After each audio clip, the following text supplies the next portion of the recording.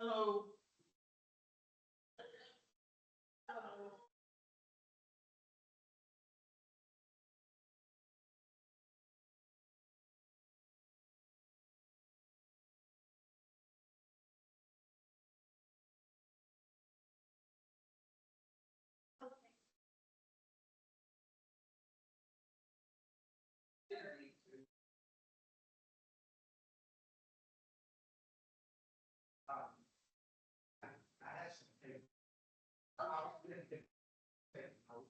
And I will, I thought about that after I left the house, we got.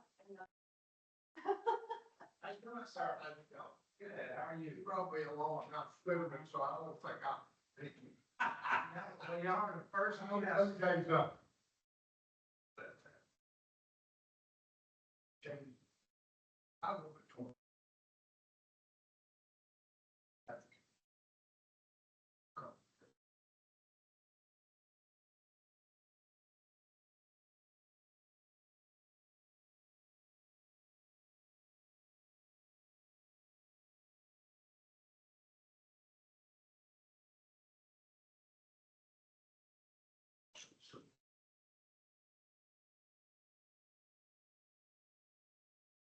I said,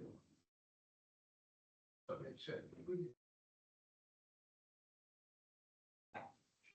And so they. Walk.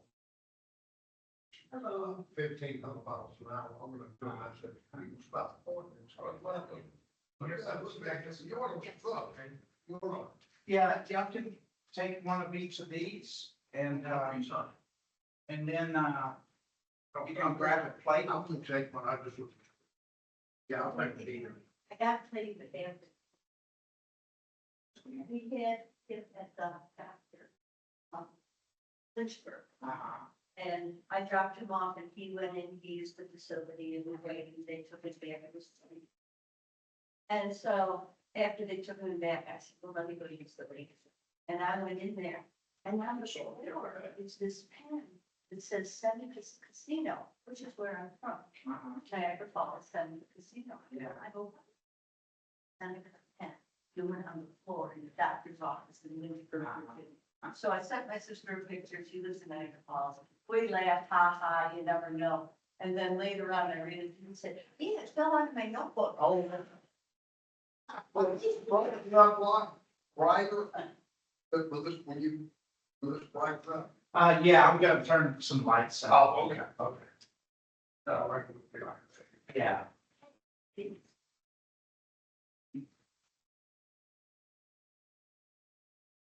Yeah, just, I didn't say go. they didn't give us like a lot of stuff but I figured just grab the sandwich with a napkin, you know? Yeah, that's fine. Mm-hmm. And whatever condiments, and here's the mayonnaise and mustard, salt, pepper, cookies here.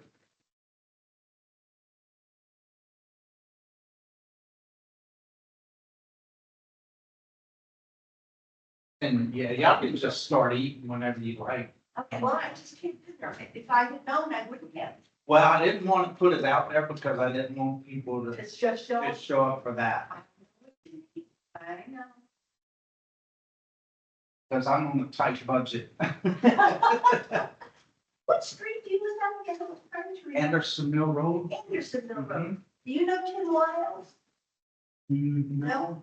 He used to be the engineer for VDOT. I've worked for that man for many years, and I have to say, What's his name, Tim? Tim Wiles. I know Shane. He still lives down the road from me. He works for people. James Wiles? I know his last name. No, but Tim Wiles, he was the best boss. Ah. I learned so much. They let me go from secretary to construction inspector. And, Them tugboats are expensive. well, this one was not, Really? because, my friend Rose, who always did my computer work, who doesn't do it anymore, she's not this year.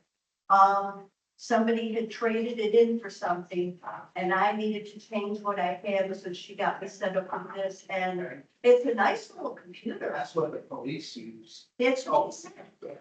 That's what she said, yeah. So I got a deal on it because someone didn't turn it into her, And still live. and it's. Yeah. We usually would kill them in the flower shop business, it would operate. I'm not real good at keeping things upgraded and updated like I need to, and I just can't always do that. Yeah. And, I don't know if you know in Fresno, where the Mexican restaurant is on Main Street and the apartments behind it. There's a Mexican restaurant in Edward Jones and then behind it's. It's just before you hit Leftwood Street, it's on Main Street. Gino Vicente. Culvert Marine Funeral Home. It's the next. I'm one. next to Apple Mark. Anyway. We get Apple Mark, it's actually the restaurant, where those shops were. Oh, He was gonna build 2 sets of shops and then a couple of those housing units. Yeah. Well, he built the Mexican restaurant, it wasn't big enough. He had a shop in there for his wife. And she decided to say, look, we can rent it. She quicker than she did. He's had real good success, keeping up his brother. And, so he built that, he started building those homes, and those homes he written just like that, just Yeah. wildfire. It's So those he- ones that look like townhomes. Yeah. Those are pretty nice. Well, He's really. The newer one's $1,800 a month plus utilities. The older one's about Pricing 16. on mortgage. I don't see how they do it. I really don't see it. And young people in. But they were staying in the hotel, waiting for one of the apartments, Yeah. to finish building one of the apartments. There was They a had couple, somewhere to go. I know the couple that was in the hotel and she didn't have a problem. The stuff would come in, like, they had like 6 units ready to go. And the refrigerator, freezer, the refrigerator, stove and all that, and half of them would beat up and totally, it was some all back. It was. Let me grab the water out. We have to grab the water out of the fridge. Do what? Well, enjoy. I'm full from dinner, but you enjoy. Okay? You're fine. But I understand if we put out there that they were going to be serving something, people would show up to.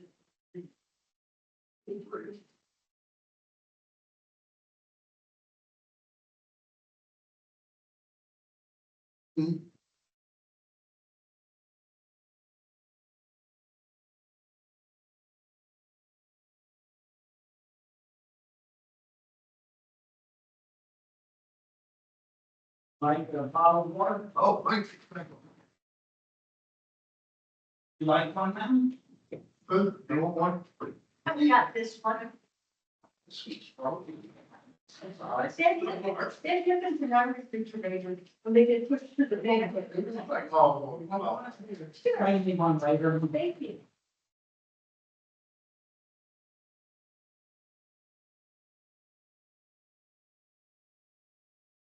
I had 6 respondents say they were gonna show up here, but, Okay. well, you don't mind waiting a little while, see if they. I'm not, no, that's fine. We'll wait like 5, 10 minutes maybe.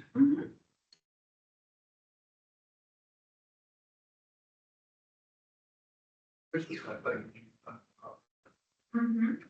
Oh, you are Mr. Berry. Ma'am? Yes, ma'am. What is the purpose of this? Well, it's a public web application viewer that you can view most of our data in, from trasses and streets, parcels. And I'm doing this training again because a lot of people have complained ever since I upgraded this web application that it's confusing to use. And it is, it's pretty good. I myself do not like what they went to, but it's more powerful. I can do a lot more things with it than the previous, but it's more confused and convoluted. So that's why I'm gonna cover it in detail. Mr. Chairman, can I ask a question? Yes, sir. How you doing? How y'all doing? Good, good. I'm Barry with, okay, no problem. Here's some handouts. You can take one of each of them and you can, grab your plate here and a sandwich and our condiments are on the side.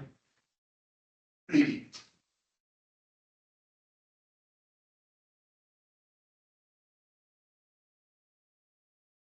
evening. Good evening. How are you? I'm good, thank you. How are you? Good, good. I was hoping, the team's voices would come over the room speakers here, but they don't, which I don't like, but I don't know how to fix that. They have a hi-fi system in here in the closet, but I don't know how to work it. All I could do Be is one of those connect things the I'd stay HDMI away cable. from. I'd hit some wrong button and blow it up or something. See if I could turn up the volume though, some.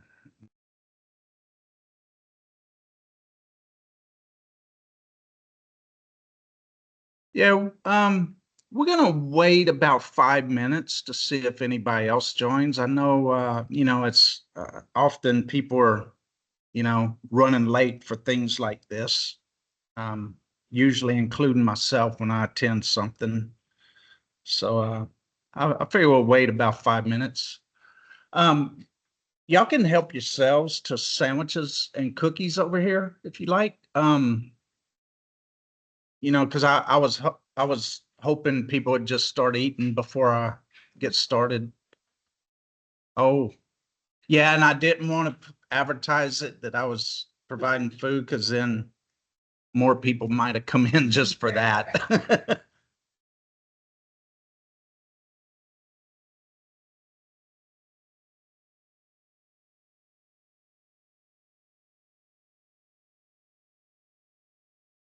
Yeah, yeah, yeah. Uh-huh.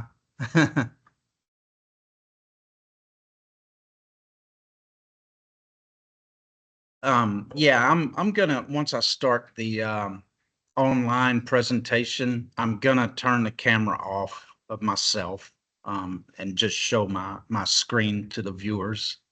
I just wanted to have it on at first just so you can, see face to face who I am. I always like to see who I'm talking to in a meeting.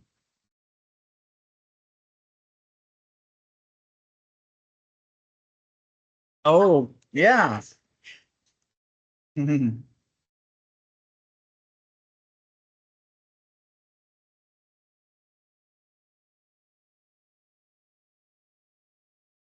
Did everyone grab the handouts?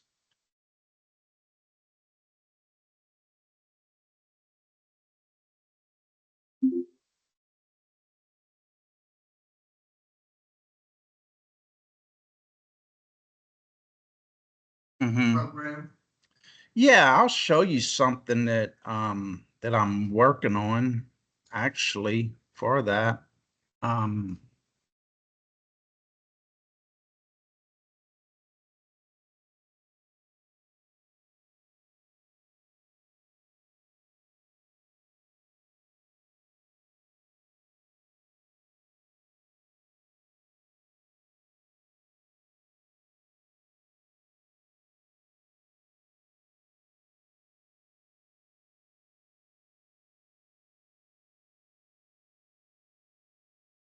can you folks online see my email on the screen?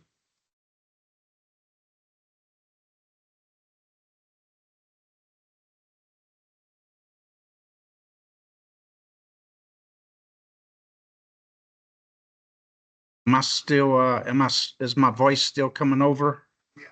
in the on Teams? Yeah.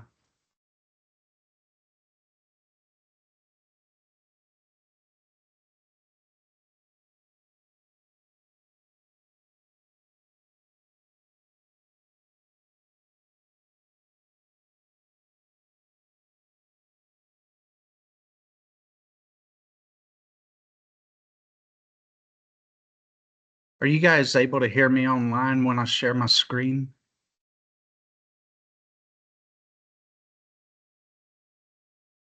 I see they're both muted.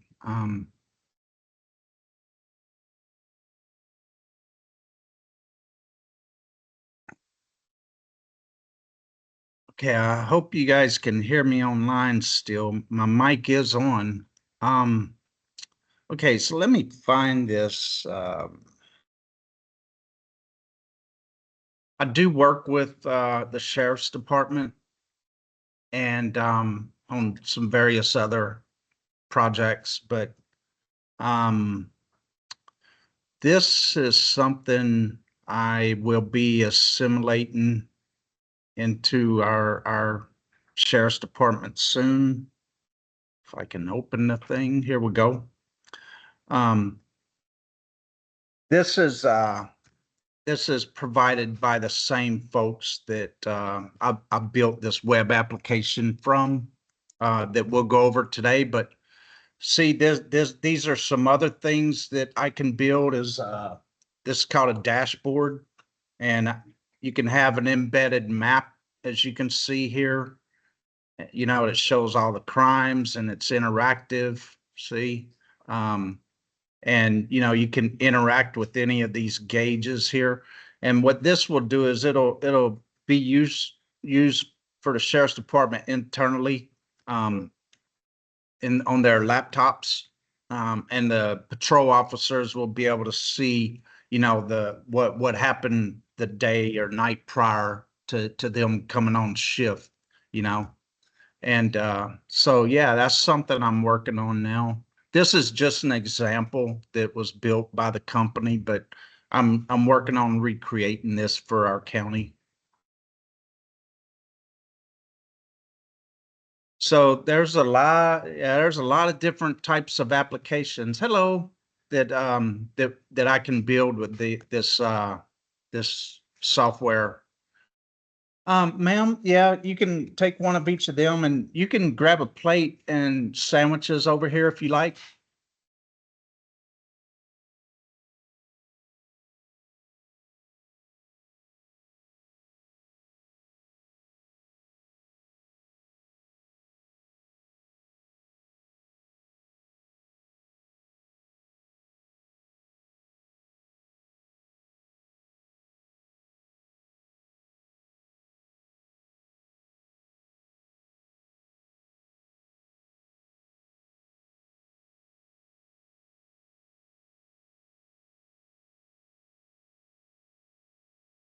I'm trying to just make sure they can still hear me online.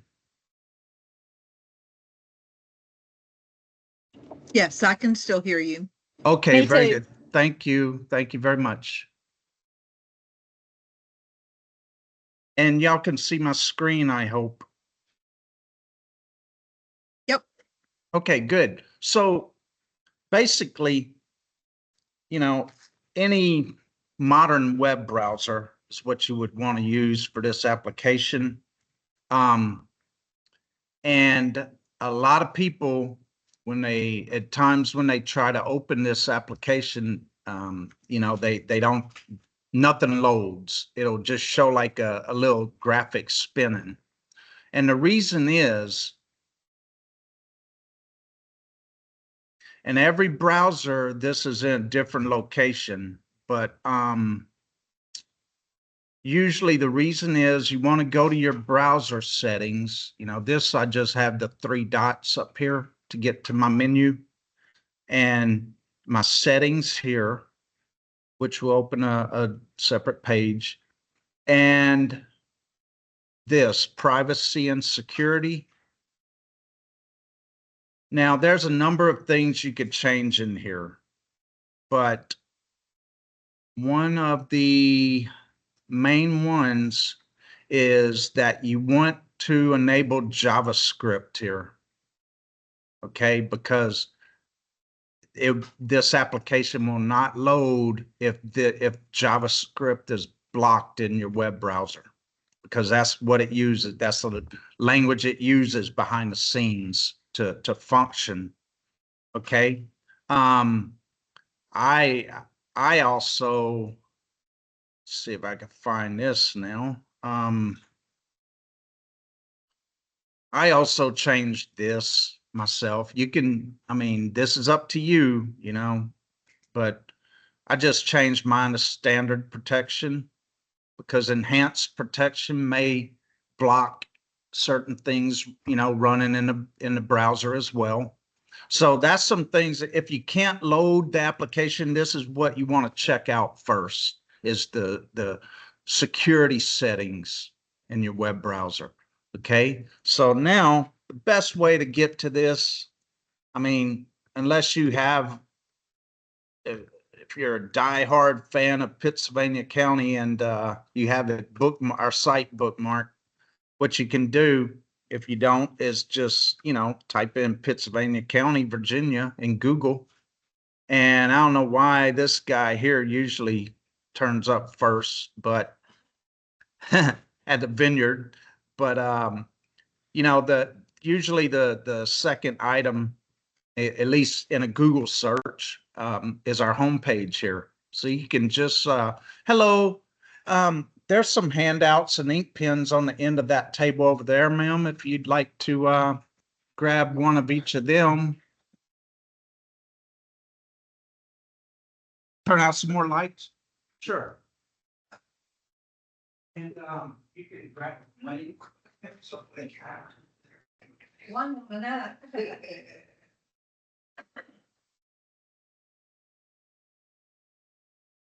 I'm talking about most of them. Yeah. Is that better? Yeah. Okay. And so you can get, you know, you can bookmark anything, any site you want, but you can get to it from our homepage here. All you got to do is scroll down a bit until you see this icon, GIS Real Estate. Click on that.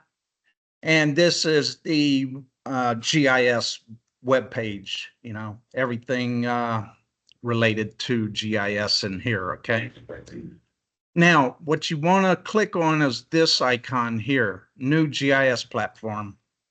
And a lot of people, well, I wouldn't say a lot, but some folks I've found still are still using this old web application that we had prior to this one that was built by a contractor. So if you're using that, please stop because the data in there is probably 2 years old. That contract we let expire so I could build the applications in-house. And so that data, even though the website runs, that data is old. So this is what you'd select, the new GIS platform. And this is the actual path to it right here, but it's a long path. That's why, you know, but you can bookmark it.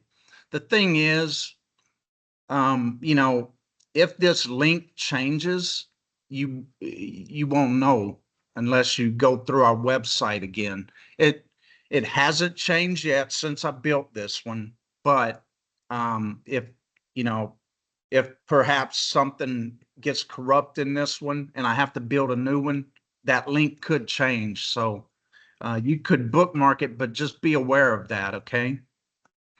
Okay, so we're here. This is the web application I'm going to talk about, the whole class, okay? We have other web apps, but this is the one that we're talking about today. So I gave this class a number of times before, and what I've decided to change my strategy a bit today is to cover mostly at first what I think what people I see are using the most, and time, you know, time permitted, then we'll cover the lesser tools and whatnot that I can just show you, you know, that are fun, basically. You can get some information out of them too, but they're more just for fun and just, you know, visualization of some interesting things. But okay, so anytime that you over time, you may forget some things, where do I go from here? So this about button in the top banner, if you click that, I uploaded a video. ladies.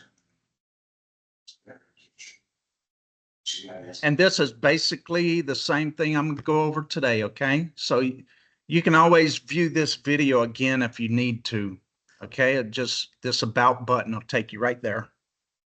And I may like update that over time when things change quite a bit in the web application. Okay, so one thing, I mean, it's pretty obvious, but this is important, the layers, okay? And equally, when you want to turn layers on, you check the box. To turn them off, you uncheck it, okay? Now, some of these layers beside the title say group in parentheses. That means if you click the little arrow to expand that row, there's more layers within it. Oh God, just when you thought there was enough layers in here, right? There's more. So also say, land use parcels here, say, I want to see that, okay? So right here is currently off. So I would turn it on.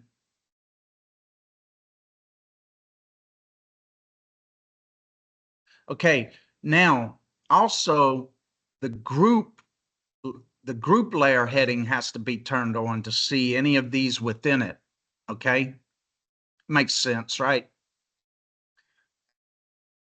Okay, we'll just get rid of that for now and collapse this again. So there's a lot of these that say group beside them. So any of them that say that, that's what that's for, is you can expand them to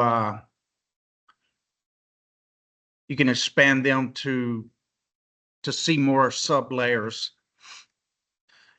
And another thing in the layer group here is this right here, beside to the right of each layer is a legend for that item, for that layer. So if you click that, it'll show you the symbol that is within that layer. So some of them may have multiple symbols.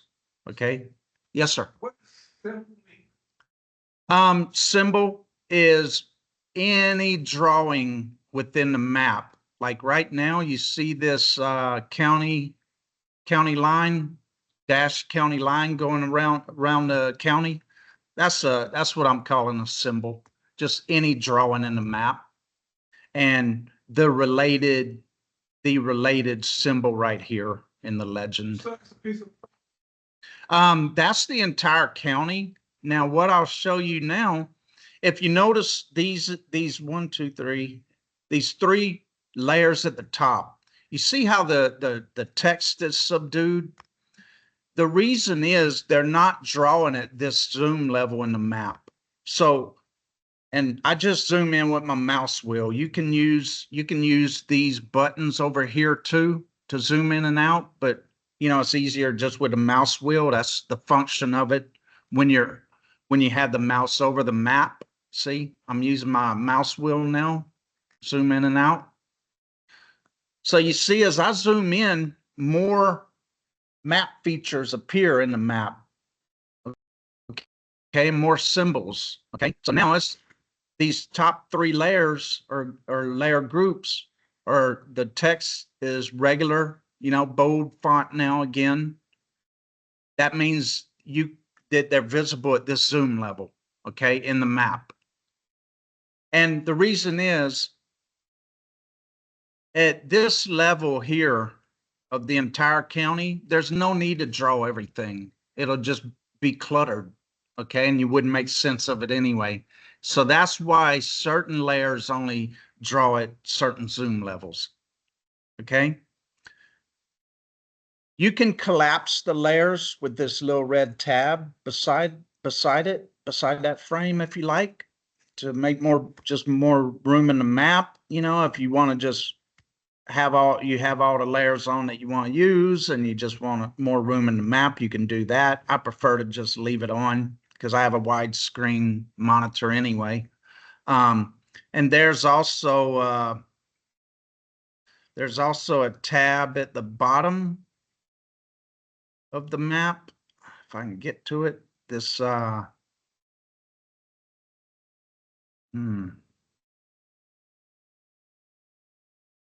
the screen share is covering it up right now. I'm gonna stop sharing just long enough to open this, and then I'll reshare it again.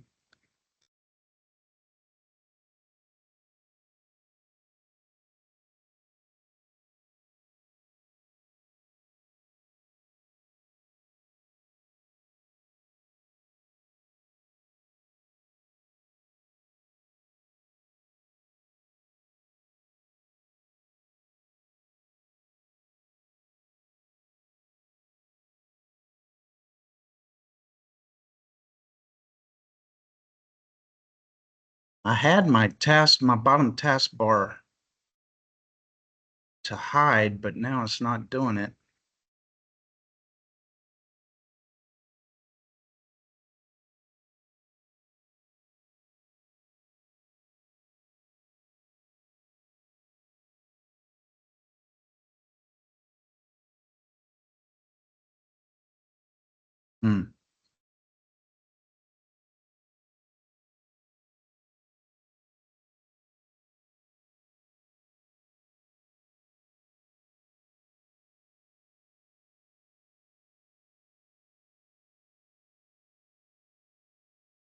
Okay, here we go.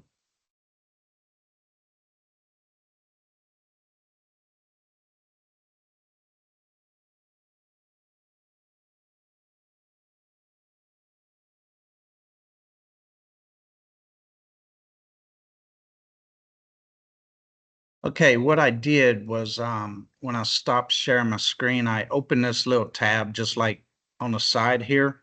It was at the bottom beneath my taskbar, but when I click this tab, see, now it shows up. So that opens up all the table data associated with all of these layers over here. Okay. So, and as you can see across this frame for the tables, you can click, it's currently in addresses, the address data. So see, I can scroll through here. I can scroll over here to look at all the data. Okay, this is all of the 911 address data. Okay, and all of the columns of data in here is you know, what is most of the data. I'm only hiding stuff that's unimportant to the outside world. But so now what you can do is you can search in this data.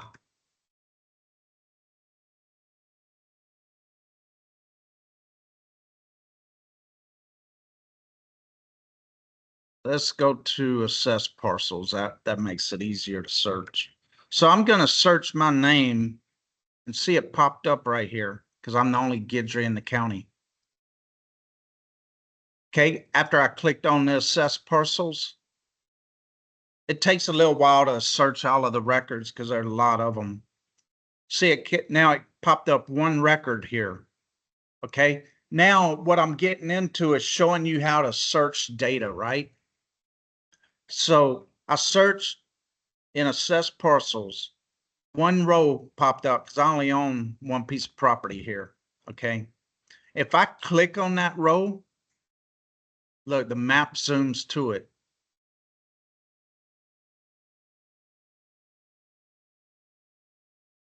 Thank you. Somebody finally thinks something I built is cool. So yeah, it'll zoom to it, and as you can see, it highlights it with the purple line, purple boundary. Okay, I can clear the selection here. Or, there's several options I have here. Okay. I can change this to show all records again here. And several of these tools and windows that pop up, if you see these 4 dots on a button, and any of these buttons in this app, if you hover over it with your mouse, it'll kind of tell you what it is. So this says actions. So if I click that button, you notice it says up here, selected one. That means one record selected, and all data here. That would be if you still wanted to work with all the data, but the selected group here, there's several tools, as you can see. A lot of them, I mean, it's already zoomed to, it's already panned to. Pan just moves the map, that's why it's the little symbol there is a hand. Show on map, of course, it's already there. So statistics, that just gives, that's pretty useless for one record, because all that does give counts of, different values. But look, this could be important here. Export CSV. That's about the only option in this export menu that even I use, because JSON, GeoJSON, I don't even know what that is. Export to item, that exports it to a new, it tries to export it to a new layer in this ArcGIS Online environment, which you have to have a login to it. But if you guys go to arcgis.com, you can get a free login to this environment as well. It's kind of limited, what you could do with it. But if you are that interested in, building stuff yourself and whatnot, you can go to arcgis.com, which is arcgis.com, and you can create your own login to ArcGIS Online, and play with maps. You can build maps like this yourself. So for like just a single person using it for themselves, they get a free login. So look, if I export to CSV, okay, you guys, I don't know if you all know what a CSV file is. It's just a comma delimited table. So see, it downloaded it. And if I click on this now to open it, it's gonna, by default, it opens in Microsoft Excel. And see if I can work with the table, and see now I've exported all of that data to Microsoft Excel. Then I can work with it, send it to somebody or whatever, which is, that's pretty cool. Because, that's one record that I exported, but, you may want to have multiple records selected for like all the properties of one landowner or something and export them. Okay, so I'll close that. We don't need that anymore. And I'm going to go ahead and clear this now to and collapse that so we can move on. But like I said, the tables, nearly all of these layers in here, I have a table for. See, and I could scroll through them with this little arrow here and select different tables. This is the green box sites for garbage. You can see the addresses. You can click on it to go see where that is. Okay. And let's see if zooming to it will get it in a little more. No, that's the zoom level it's going to go to. Yes, sir. As long as be at the bottom? Or is it? Oh, there's multiple ways of searching that I'm gonna show you. This is just one. And not every Barry. table. Yes, ma'am. Sorry to interrupt. Are you back No to where problem. you can share with us again? Oh, am I not? You can't Mm. see it? I'm not seeing it.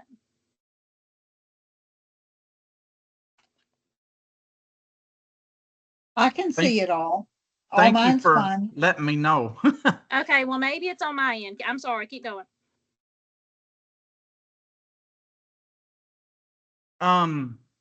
You may want to log out at, leave the Teams meeting and try and get back in.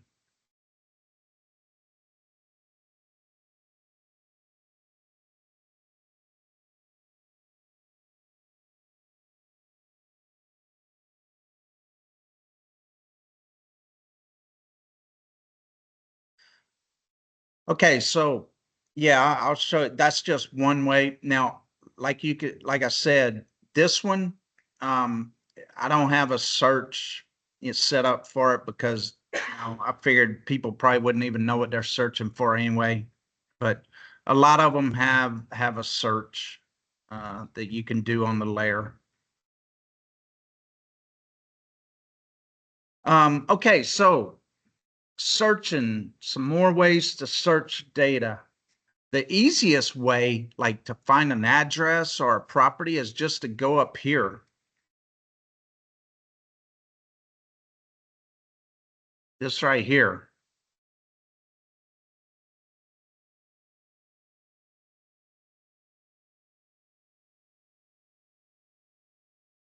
And you can search like it's just like it says in there. You can search by, can both of you see my screen online now? Or all three of you? Yeah, I've been able to see Okay. you all along. Uh-huh. Yes, I'm good now. Thank you. Okay, good.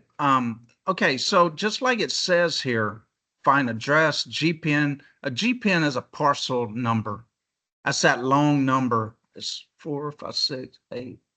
It's 10, I think 10 digits long with it. Some dashes in there.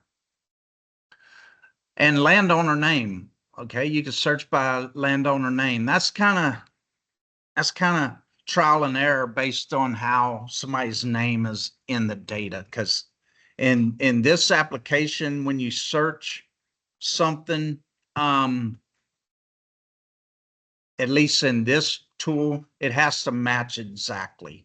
Now you don't have to enter all the characters as you'll see, but so what I'm gonna do is search an address. And you see as I'm typing, some results are popping up, right? All over the world. But look, here's mine right here that I'm looking for, okay, in Chatham. If I click on that, another list pops up.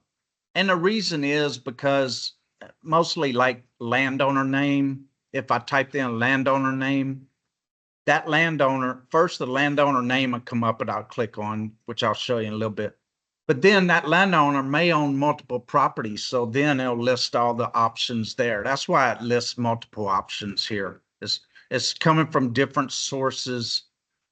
And that's the reason. But any of these will get me there. I mean, Anderson Mill Road without the number, it'll get me somewhere on the road. But if I click on any one of these addresses here, the map goes to that, okay? That area, right? Click and hold. Click and hold. No, just click the result that you're looking for. See, there it is right there. Now,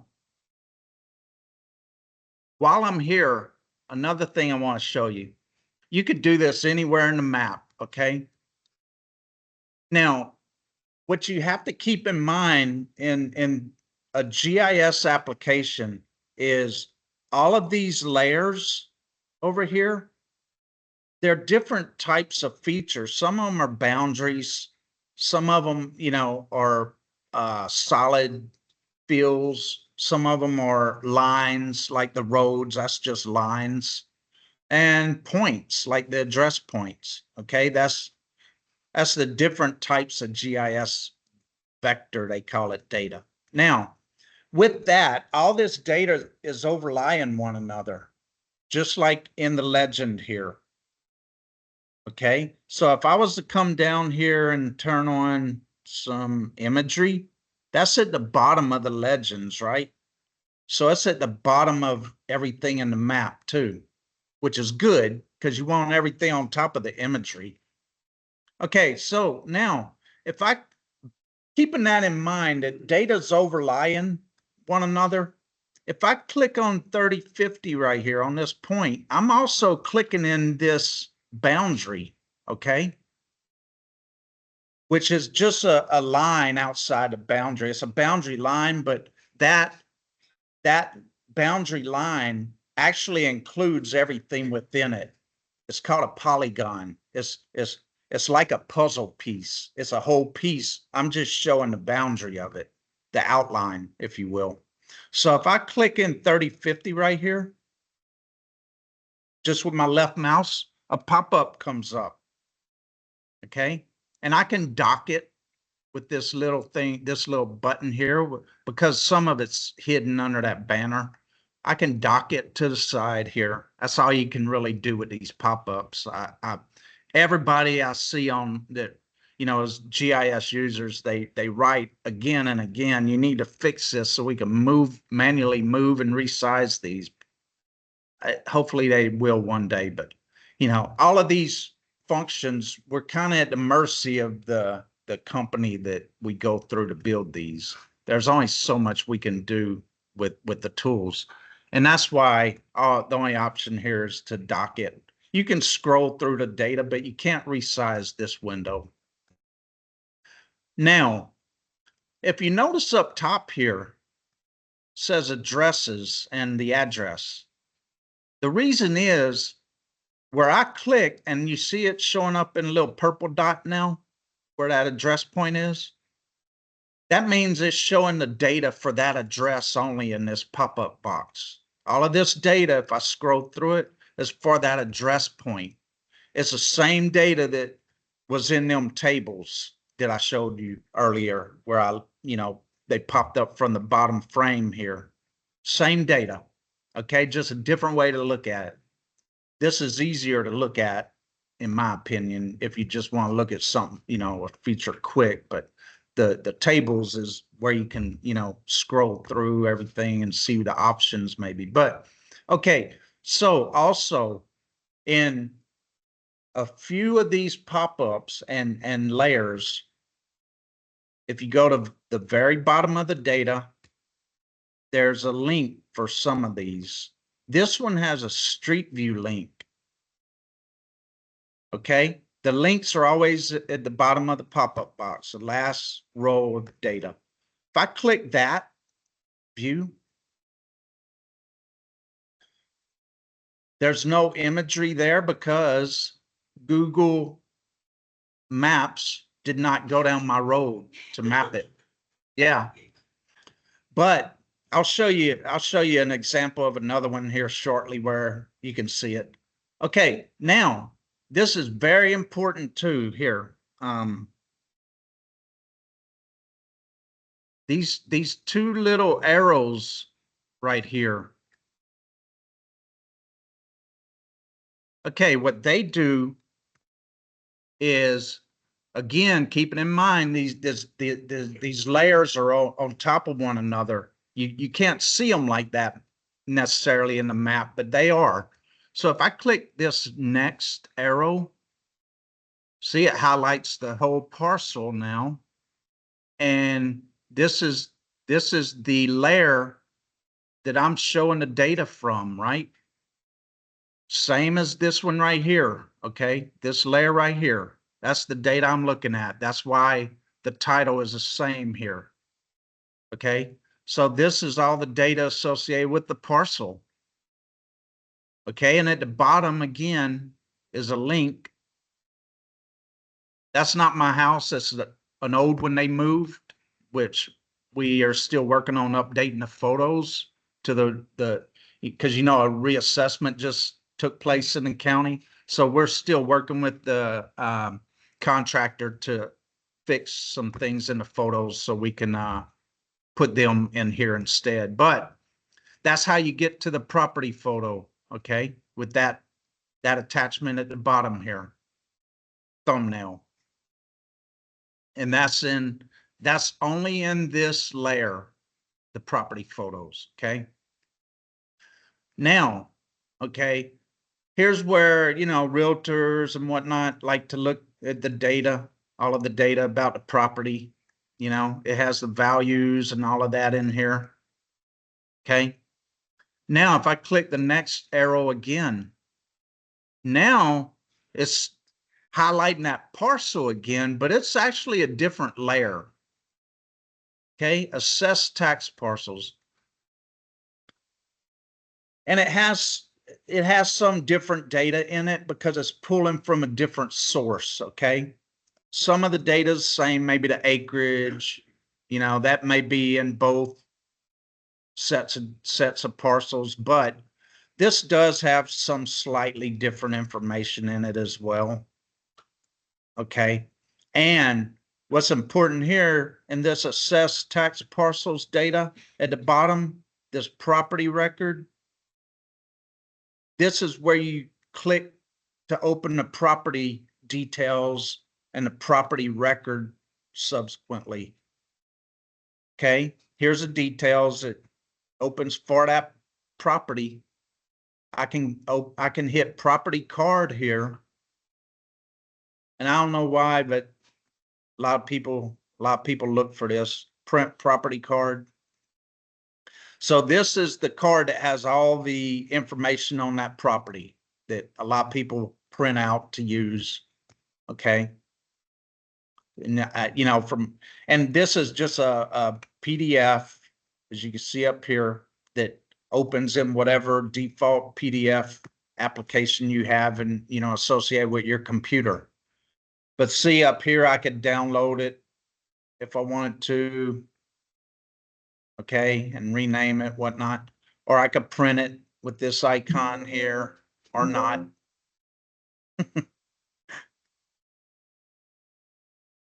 Yeah.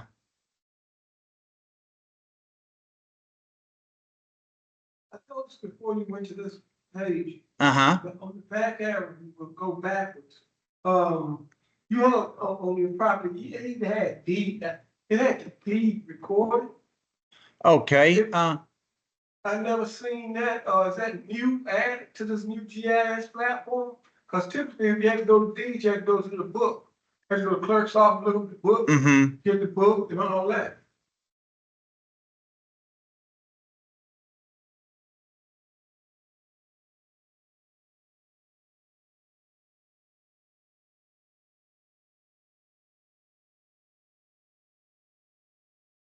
Yeah.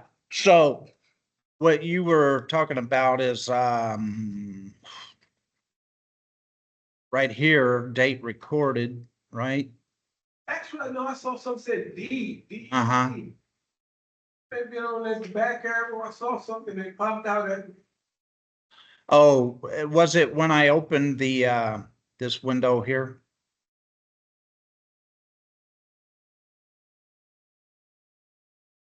Yeah, right here, this here. Deed No, it was in that strong loud. in the map. I have to go Okay. back. When you was Yeah. scrolling, It does have it in here somewhere. it jumped out. That's wow. Deed. Here's the map sheet. That's the survey plat. Now, but any of those that you see in here, you can't open the plat or deed from here. Okay. And that the reason is that's restricted by the county clerk's office, that even I have to have a login. I have to log in to look up deeds. That's why these are not hyperlinked. But all you need is like to write down this number and go to the county clerk's office, and you can look up that survey plat or deed in there. Uh-huh.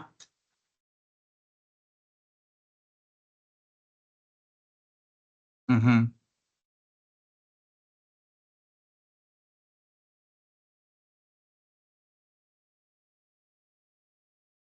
Like, yeah, they're just supposed to- Mm-hmm.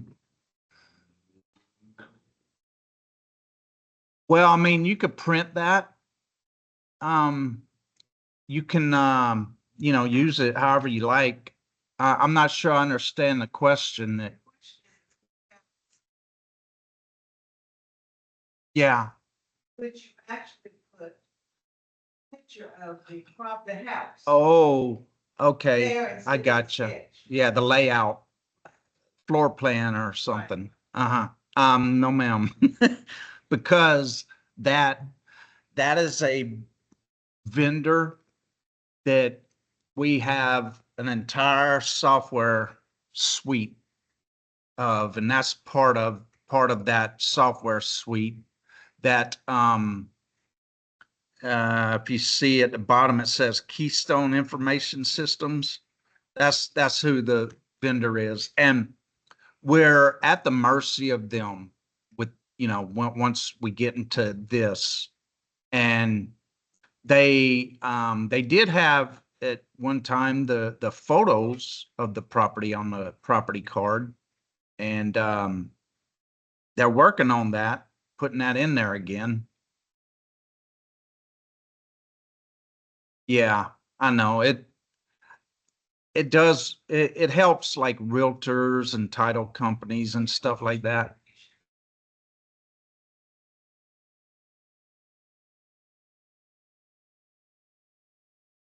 Yeah. Well, I mean, if it's publicly available, we don't make anybody pay for anything. Um, well, it's, tax dollars at work. But yeah, the thing is, this printout is, I mean, that's all we can get. That's all we can get from them. I mean, I don't think they even have floor plans of all the properties. I mean, we just had a reassessment done, right? And what they did was take pictures of the property from outside. They did, they did go in the properties if the property owner allowed them to, just to inspect it, for basically, condition. Because they note that the condition of properties, and that's how it, rates the value of them. But to, I mean, even I can imagine even doing these sketches somehow it's computer automated somehow, but to get a floor plan for every property would be impossible, probably. Mm-hmm. Oh, just like, oh, okay. Uh-huh. Okay. Well, that is in this layer at the bottom. If there is a picture of the property, it'll be down here. So if I click that, it'll open a picture. But it'll only be whatever we have available. I can put multiple pictures attached to a property, but it's only what we're given that I could put in here. And these are the old ones. These were for the assessment prior to the one we just had. And most of them were just the primary residence. And that was it. Now there are some you'll see multiple photos for, and sometimes they'll have multiple residences on a property, or they may have like what I see a lot around here is they'll have an old structure, an old residence that's abandoned, and they built a new one. But you may see multiple photos because of that.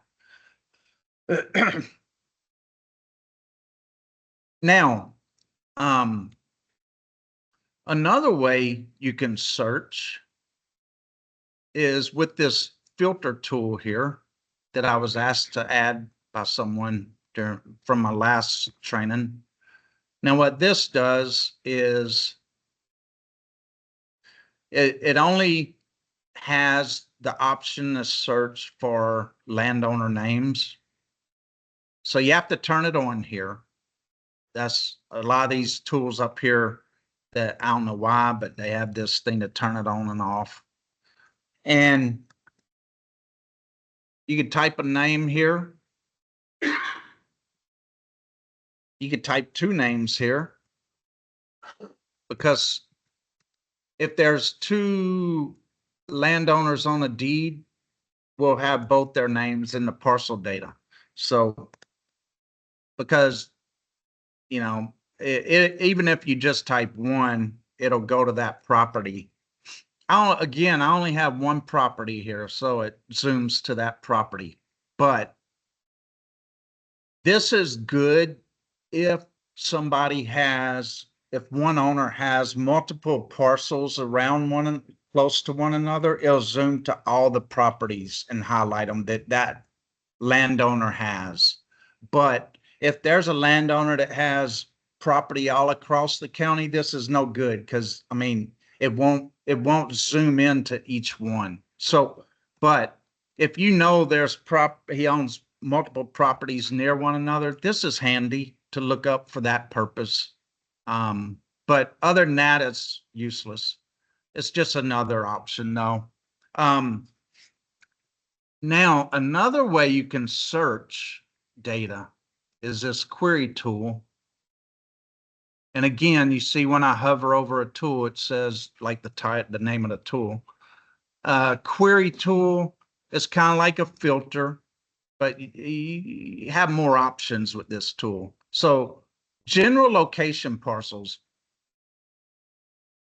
they're important, but most likely most people won't need to use that. What that is, and I will zoom in to look for them.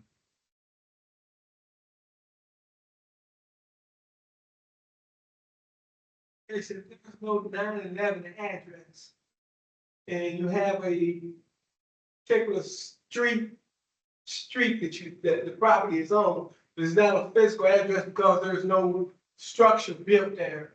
With general location get you there. Close. What the Pretty general, close. well, you're close, what I mean to what it is, but what the general location parcels are, and I'll turn on the legend here. You see the little green thumbtack? Here's one right here, okay? So I'm gonna click on it. Let's close this for now. And I have to see it's showing the entire parcel here. So I'm gonna navigate through here. Okay, general location parcels. Okay, what this is, it's just like a regular parcel boundary that we have a boundary of, but we have a layer called general location parcels because these are parcels, but they lack information to draw them. Okay, they lack a survey, and even they're deeded, of course, you know, because they're recorded, but even the deed doesn't have enough information in the legal description to accurately draw them in GIS. But they're important because they hold this data, right? This tax information. And look, this one even has a property photo. Okay. But because we can't draw the property boundary, we just plot it in the approximate location that we believe it is, and with a thumbtack. Okay. But even in this address search up here, it searches. If I click this arrow, you can limit what it searches. See, it searches general location parcels, because if you're a realtor or something and you're looking up a property, that's important to see, because that is a property. You know, you may not know what it looks like because there's no survey or anything, but it's a property and it has taxable information in there. We just can't draw it. There's not enough information to draw the property boundary. So we just put that thumbtack where we believe it in a general location that it is. But they're just as important as parcel data because they are a parcel somewhere in that vicinity. Now, this query tool, okay, you can query general location parcels, but the way I would suggest to people, if you're searching a property, is to first look in the assessed parcels. And if you can't find it in there, then look in general location parcels, because there's a lot more parcels that the boundaries are drawn in the county than general location parcels. General location parcels probably about maybe 3,000 properties total in the county. Not, I mean, it's a lot, but not a whole lot. So with assessed parcels, I'm gonna select that. Now, you see in this little corner with these tools up top here, in this little right bottom corner, when my mouse cursor changes to a double arrow, I can click with my left button, hold it down, and I can drag this window to make it larger. Any of these, a lot of these tools up here have that little corner that you can drag it. And these, the tools you can drag around just by clicking on the top banner of the tool, and you can drag it around. But what this tool does, this is a pretty powerful tool, because if you have some information about the property that you're looking for, but you can't find it here, you know, or you don't have enough information to accurately find it in another way, you can possibly find it here. Because look, if you just know the date it was recorded,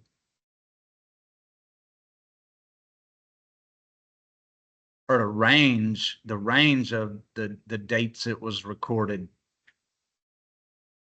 Say 1949.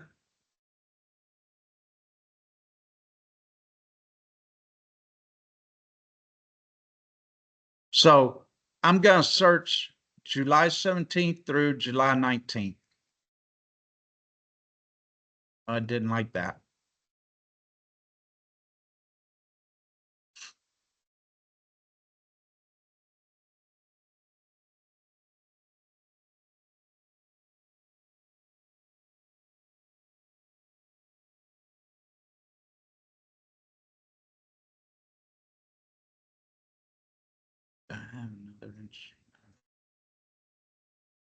I'm gonna have to check on that. It was working, now it's not working.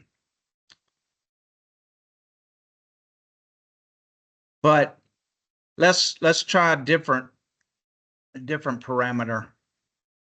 1 Center Street, that's the office, the administrative office I work in. Let's say maybe may contain county in the owner name, and hit apply. So I can click this little arrow next to that title and expand and see the data. Okay, I can click on the name, the whole thing, and it'll zoom to it. So that's the administrative building over here. Okay, and I got to that by entering the address and county in the name. Now, a lot of these tools, you have to clear it with something, a little button like here. The only way to clear it is with this little trash can in this case. And that clears the selection only. It keeps the results in here. But watch, let's get rid of the address and just leave county in the name and hit apply. Okay, so this is like probably all the properties that for some reason have county in the owner name. Let's look at it. Yeah, this is a county-owned property because Board of Supervisors, Pittsylvania County. Let's we can click on it. It'll zoom to it. I don't know what it is, but the county owns it for some reason. And this also, this yellow hash line area here, this is probably county-owned property as well. Yeah. That's one of the disposal sites, the convenience centers. See if I click the legend here, see it shows the different types of county-owned properties and the symbols on the map, what they look like.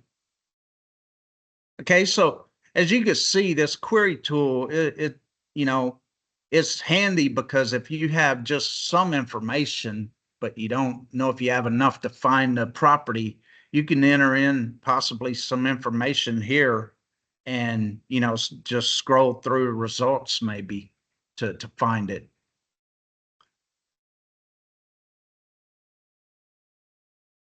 So that's a pretty powerful tool, that query tool. Okay, I'm sorry. It's right here.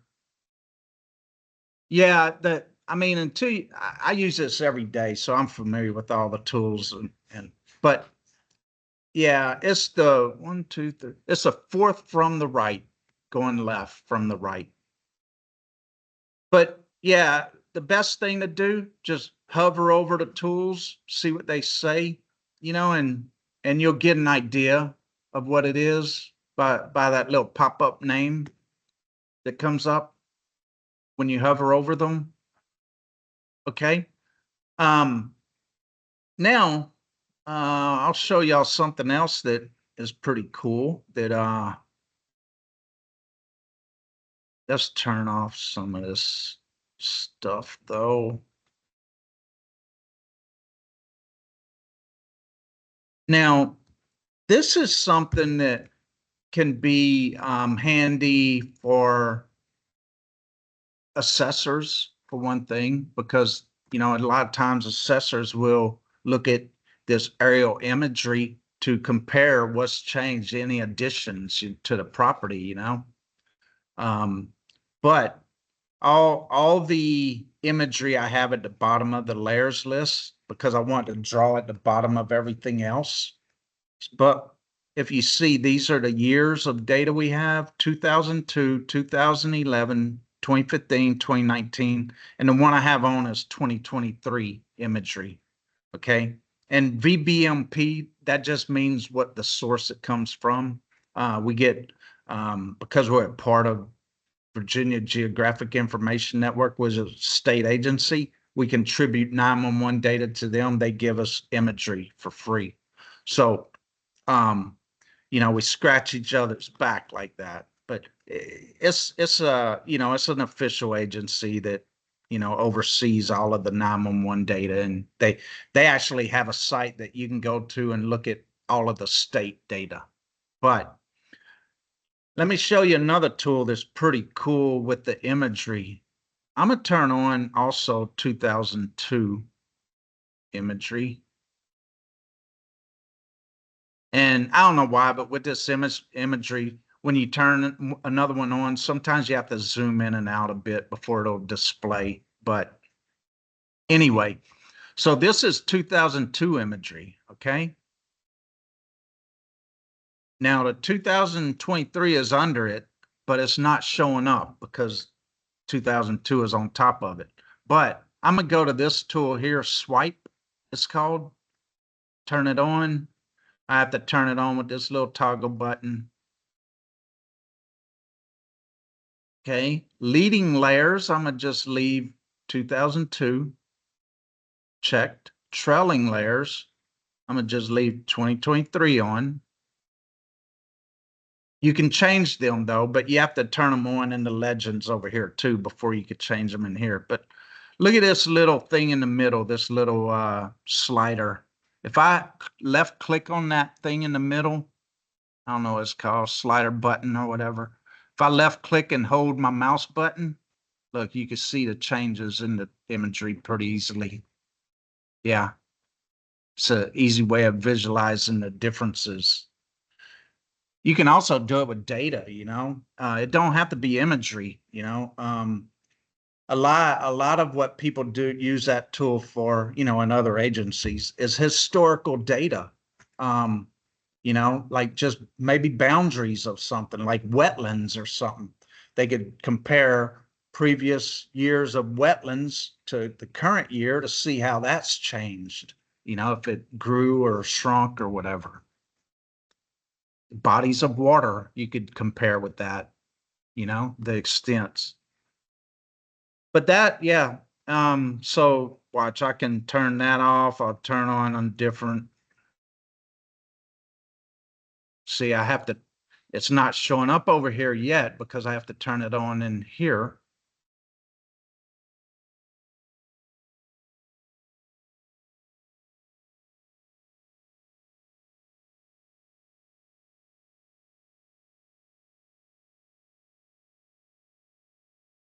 Okay, see, when I turned it on in the layer list, it turns it on in everything over here in the tool. So I have to turn it off in the trailing layer. Okay. But it's on in the leading layer. So now I can compare 2011 and 2023. And see, this is why people get confused because there's a lot of duplicate things you have to do to get the result you need. Like I just showed you, I'll turn one of these on, a different one on, it turns it on in here and in here, but I don't want it in here. So I have to turn it off there.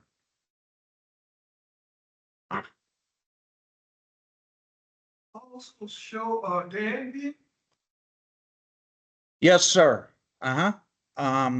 Yeah, we can go there.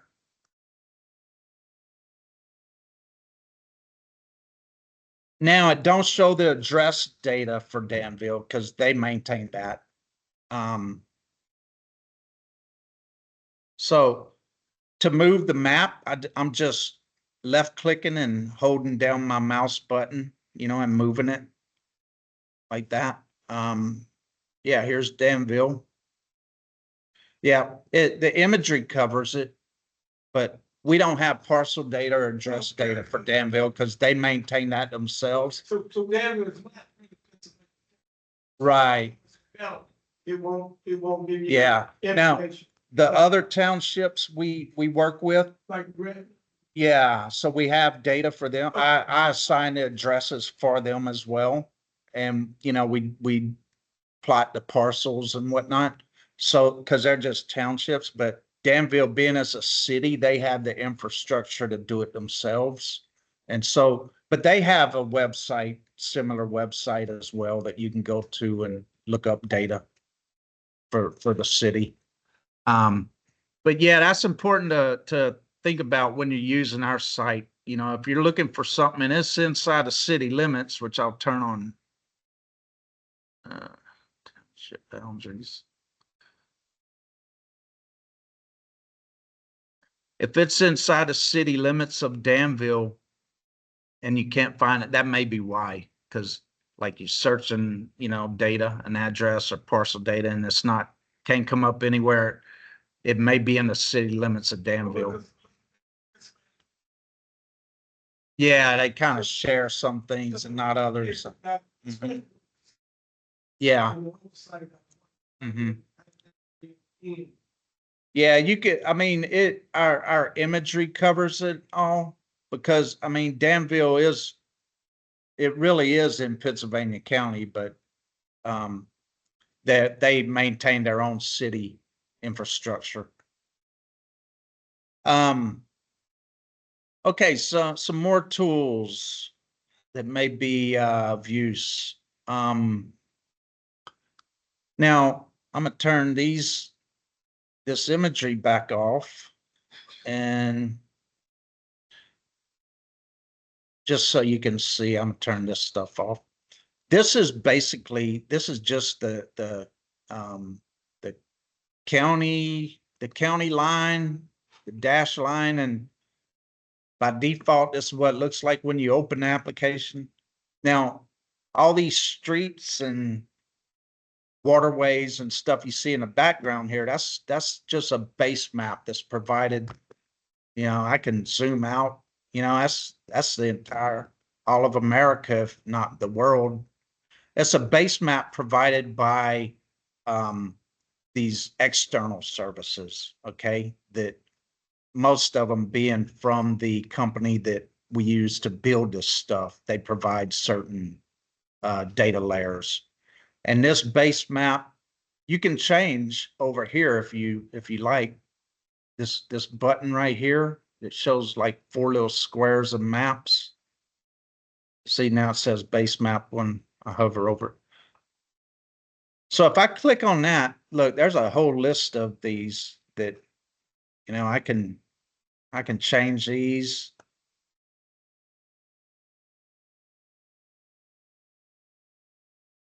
And each one of these base maps, then, you know, if I zoom in, they're going to change as I zoom in to show different levels, you know, different levels of details, right?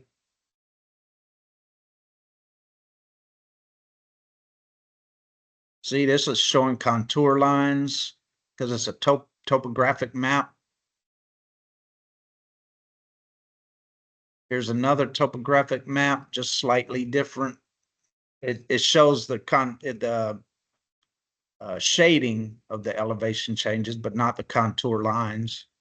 Terrain with labels. This will show like peaks and stuff, you know, and may label them.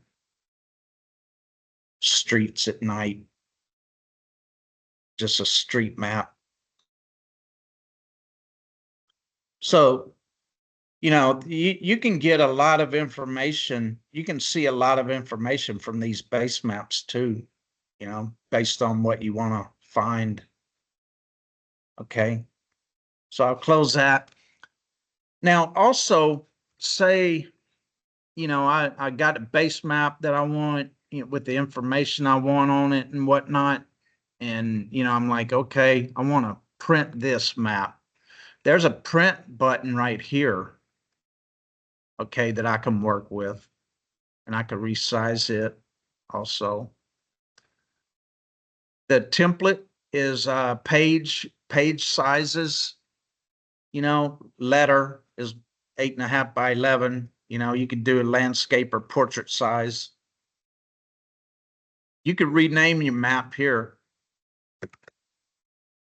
You can put whatever title on it you want. There's a few options here in the advanced. You could change the measurements here if you like. Okay, and I'm gonna hit print. This takes a little while to because it calls this tool in the background to generate a page layout of the map.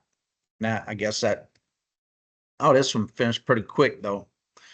Okay, so I hit results over here after it was finished. And I called it my map. So that's the only one that so far. So I click that and it opens the map and see it has all the symbols and the names of the layers that are drawing on it. So whatever I have turned on in the map and it displays in the map, it'll put it in the legend here, the symbols. Okay. See, I have VDOT data with speed limits. You see, so some of these roads are symbolized by the speed.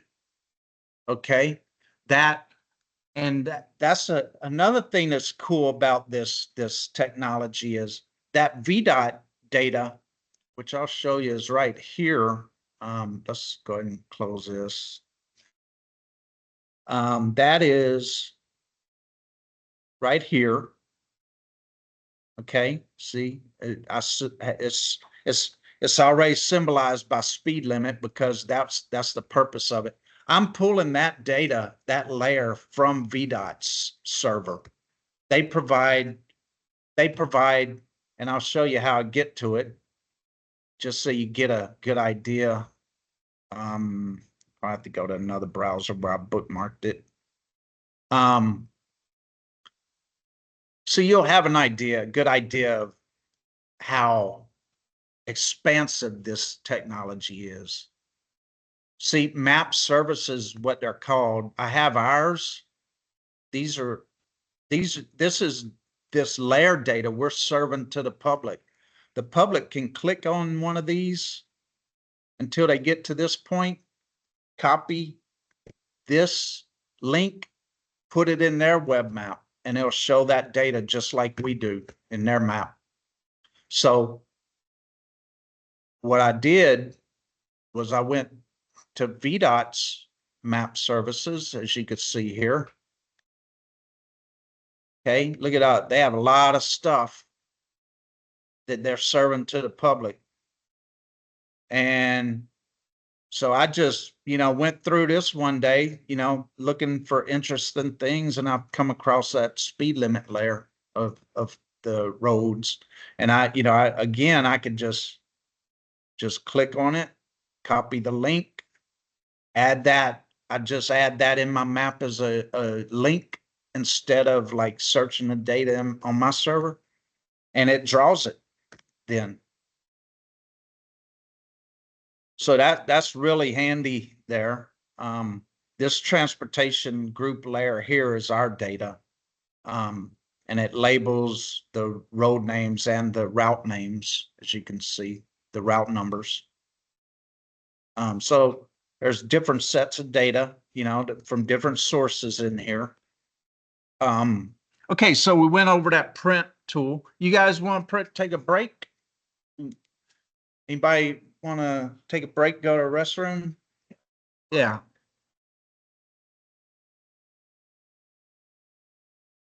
We're almost done. I'll just show y'all a couple other cool tools that like drawing and measuring that you could do.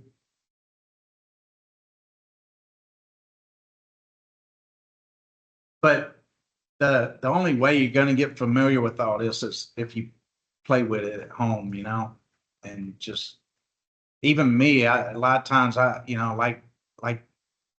you saw with the swipe tool with the imagery, I have to play with it to get it right, to do what I want, it's not drawn because I have to turn this on or off, and so you just have, a lot of it's just trial and error, playing with it until it works right.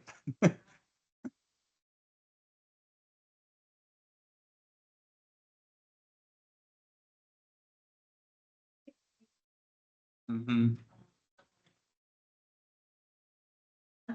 I was aware, the information was not being updated Mm-hmm. because the information I was looking for was still the old stuff. Yeah. But this has helped me a lot. Yeah. I didn't even think, I brought my computer, didn't think that I would have internet service here. But. They have guest Wi-Fi though, I believe. But What you're telling me so far is gonna help me. well, and that this is an advantage as opposed to that old one, because the old one was custom built by a contractor. We couldn't add data. We couldn't change the data in it. We had to send the data, like upload the data to their website, and then they would load it in the map. Some of these map layers are live. If I would edit those green parcel lines, you'd see them just by moving your map. Any kind of refresh of the map, you'd see the changes I made immediately. So this is as fresh a data as you can get. It was, go there by the cherry tree, go there by The survey? the survey, and Yeah. so how did that so be, like you said, it's kind of broad. Yeah, the explanation of the property line. The explanation of the Yeah. property line. Yeah. Oh, that's my struggle. Okay. I often get, you know, me and the Commissioner of Revenue, we work pretty close together because they're the ones that create the parcel IDs and they put all the information, the data that we pull up, that's what they enter in a database. And so I'll get the survey plats from them and then I draw them in our GIS data, in the parcel data. But we also both get a lot of calls and emails from the public that, and you know, we'll agree, a lot of these property lines, these addresses, a lot of them are off. You know, they don't line up where they should. But as people make us aware of them, one by one, we correct them. And part of the problem is looking up the survey plats for some of these, like especially the ones that are, you know, same families had for generations, and they have an old survey plat that, yeah, it goes from a tree to a tire to, and I'm like, I don't know where this stuff is. And that's, you know, a lot, that's the reason for the general location parcels, you know, is that if you can't draw the survey because, you know, it references trees and stuff, you know, when we look at the area, we see a lot of trees and we can't tell what kind of tree it is. So that's why we can't draw some of them. Yeah, that's a struggle that we face. I read our family property, with grandfather's property, and I'm looking, and that's why I'm here. Yeah, And I've been told I had to go look at the people who live beside them and around them and see if they have any plants. Yeah. With actual, and where y'all would just fit in between theirs. fit in. Yeah, yeah, that's one hard way to do it. It's not work. Yeah, other than getting a new survey done, you know, Well, like see, you don't one have thing you anything. could do is, like, a lot of these properties have an iron rod at the corners. And you could get what's called a magnetometer, and you could buy them for $50-$60 on Amazon now, probably. It's like a wand. And But it picks up everything. and it'll pick up iron, you know, It'll like, pick up like, everything. I like these got them. treasure hunters use. You could Yeah. use one of them, you know, and yeah, so you could find your property corners maybe like that. If you have a general idea of where they are, you know. And you can even then, like, measure from rod to rod and kind of sketch it out on paper, you know, with a ruler then to scale, you know, with a pencil. And that's the old style of doing it. Sold a piece of property and they surveyed it and had a entrance in both ways. And the gentleman surveyed it, and there was, I mean, it was a piece of property between the property I sold and another property where there was apartments and everything. Mm-hmm. I would describe it almost like a piece of, about that big. I mean, it was hardly So, a sliver. yeah, long, Person slim. wasn't even alive. Person that owned that property, they could not find anybody that existed Yeah, that was in there, but that little piece, when we surveyed it, it was right there. And so we had to go through the paperwork to claim it. counsel that person out, because, Yeah. I mean, this survey had to be right on the money, Mm-hmm. eliminate Yeah. that little piece. There are some small slivers of property across the county that even on the survey plats, it says unknown owner. And we don't even know because we go by what's on the deed or plat. We own property that, we bought in town, that part of what my granddad, part of going to Mr. Burke. And all of that, the World Bank didn't say anything about it. But Mr. Burke had built his building that we bought. My granddaddy's property. Yeah, I've seen that. I've seen that I happen. found out that after I bought it, the deal was Oh, well, don't worry about it. As long as you buy fuel oil, it doesn't matter. How's that? Now, we come into town and we buy, okay? Yeah, The bank says nothing. I mean, you know how banks are. yeah, And I mean, we take over this property. But we going into it, and we're buying this other, I knew that happened, because my father said something about it, that somewhere along the lines about 1 or 2 or 5 feet, but let's say 1 or 2. It was built right into the building. So we purchased everything else down the street, and I had to go in and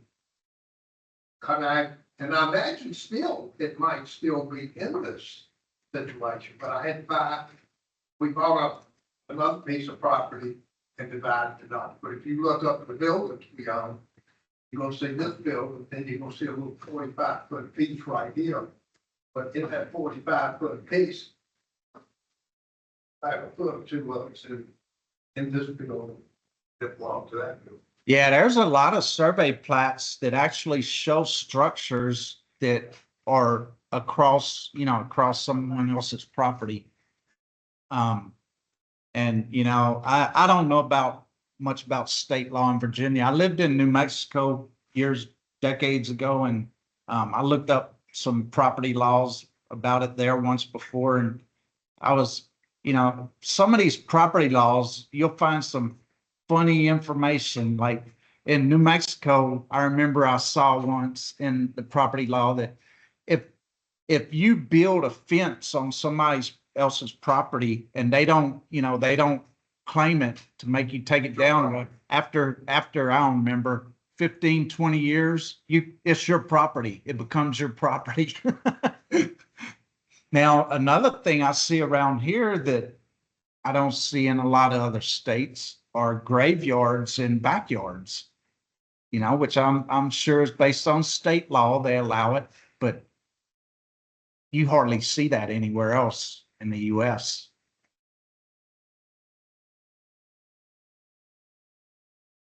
Mm-hmm. Yeah.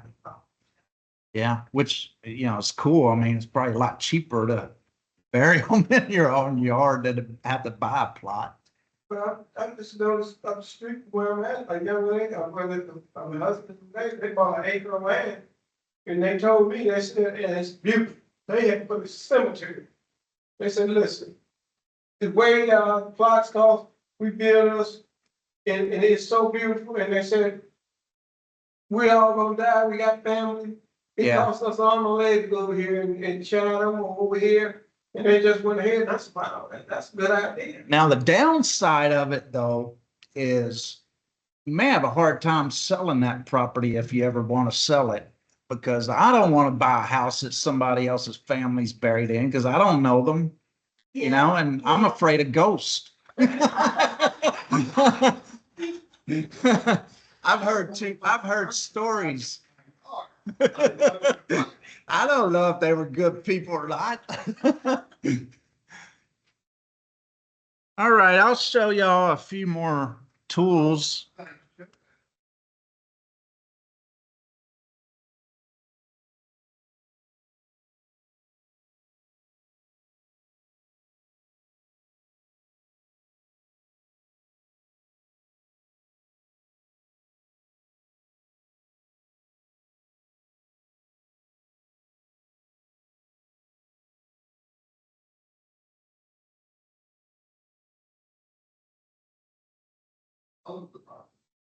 Oh, a different owner owns a property than, Yeah. wow.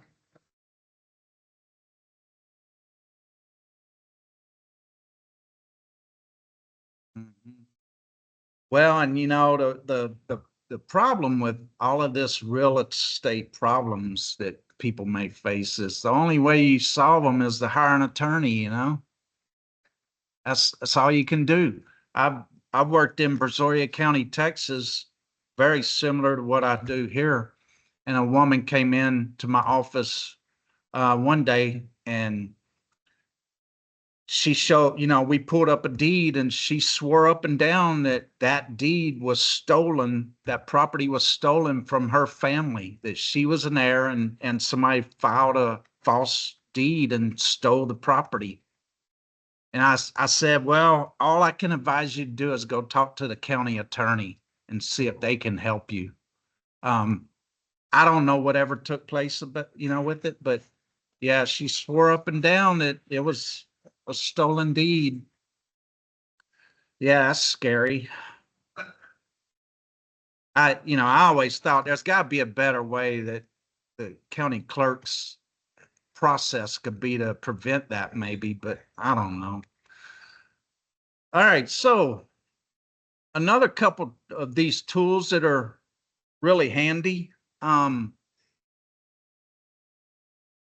This bookmark tool here, as you can see, I have a couple already in here from previous. It saves them, I think, until you like clear all your cache, your browser cache. But see, if I want to add a bookmark, I just hit this plus button. Now I can rename it. I think that's Chatham behind there. And just hit enter, or tab to save it. Now I can move on then, but I want to keep that area, right, to look at later. So all I'd have to do is open this bookmark tool, click on that bookmark again, and it'll go back to it. Yeah, that's how you can save. That's how you can the bookmark here. You can add them just hitting this plus button, and you can delete them with this little trash can that shows up beside them. But see, like here's one I saved. I don't know. I don't even remember this, but I saved it a while back for some reason. And see, it even turns on the layers that you saved it as. Just like, that spot in time you could go back to. So that's a handy tool, The draw tool is handy. Never mind these three here. These are pretty useless, but you could resize this. Okay. And let's just kind of minimize it to work. And here's your drawing tools here. Okay. Over here, this is your erase tool. Now, this draws a point. If I hover over it, it says draws a line, draws a polygon, this draw a rectangle, this draw a circle. So like a point, okay, I click it. Whoa, look at all these options. So you have, some icons you can use basically.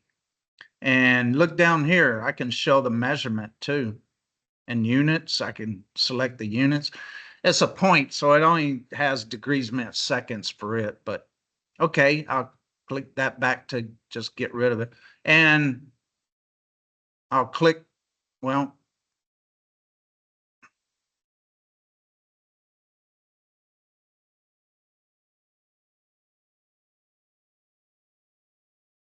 so I'll click on the map. Okay, now let's get rid of this and this. So here's my point that I drew, and it shows the location of it because I asked it to show the measurement. That's degrees, minutes, seconds. Okay, that's the latitude, longitude of that point. Now, like a line, I could draw a line, and with this line, yeah, I can change the color. I could change the thickness here, make it semi-transparent, show the measurement. And with that, I can also click once to start it.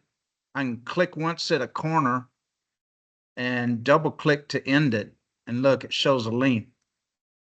I didn't change I don't even know where to, can't see the measurement change units, but probably down below my taskbar. Here it is, units, feet.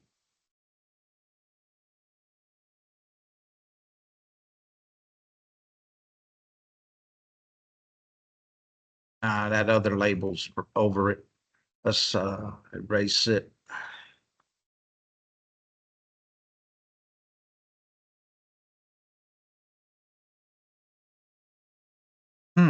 It didn't show the label that time. Let's clear that. Polygon is like I could draw. Okay, again, let's show the measurement, the unit, square. Let's show acres, right? The perimeter measurement will show like each corner, the length to each corner, but I don't want to show that. So I'm gonna just click around this boundary, just kind of rough, and double click to end it. Quit showing the labels for some reason.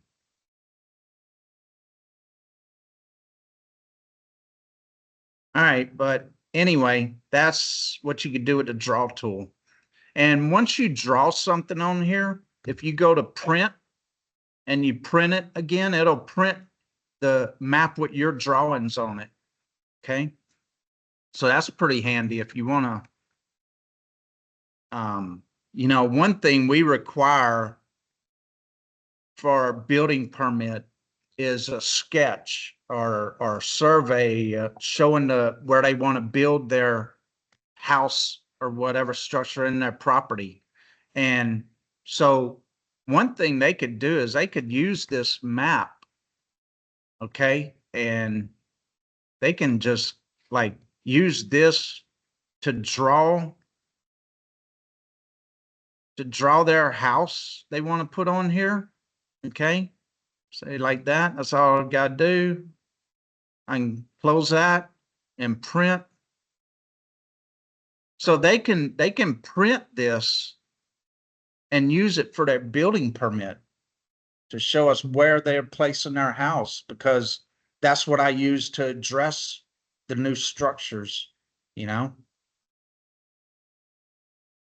They'll have to show their driveway too, but you know, because their driveway determines what street I'll address it off of.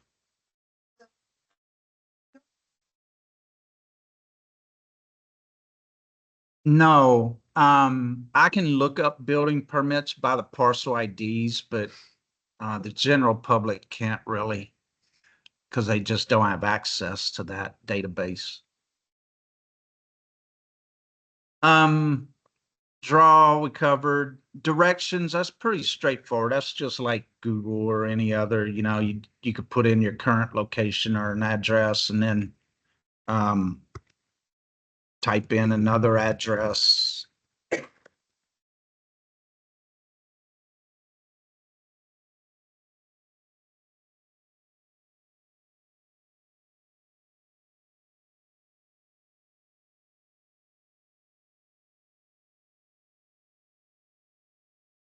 Oh, I spelled it wrong.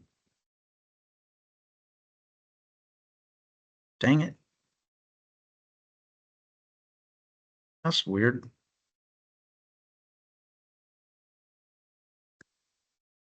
I don't think you got Mill Creek in there. I think you guys got Mill Road. I don't know how to use my delete key on this keyboard. I usually have an external keyboard connected to it. So see, it'll draw the route just like Google Maps will do for you, you know, with the directions tool. And then, you know, you can scroll down the box to see the directions, the time that it'll take. So you can get, I just use Google Maps myself. But yeah, you can get directions. And you have to clear them it'll stay there until you clear it. Somewhere in here it is, clear route. And you can share, this is just share the link to the map, to the application with someone. But what it'll also do is it'll share, because if you check include URL parameters, it'll share the layers you have on and the location of the map. When they open it, they'll see what you see.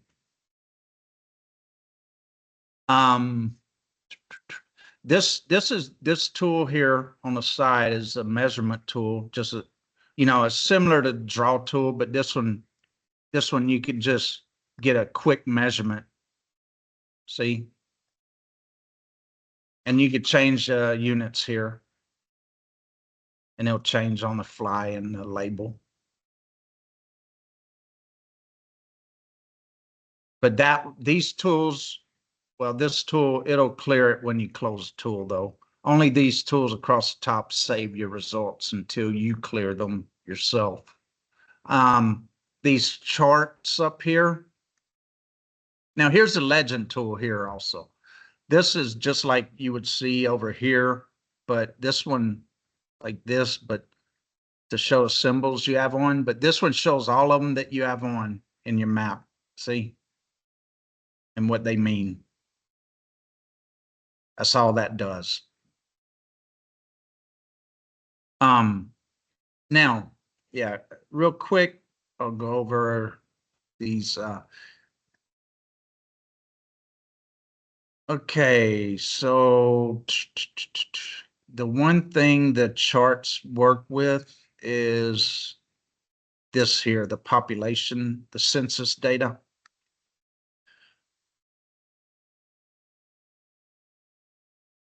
Now, as you can see, we have census data for the entire county, right? And I mean, this is from 2020. It's only, you know, it's the last census. So we only get data as, you know, as we can as the latest data from the Census Bureau. But what you could do with these two charts, you see one says all demographic features when I hover over it. The other says selected demographics feature. So all demographics features, I'll click that and I'm gonna move it so I can resize it. And all this does is for the total demographics, it just shows, as you can see, it just shows all the population demographics of the entire county.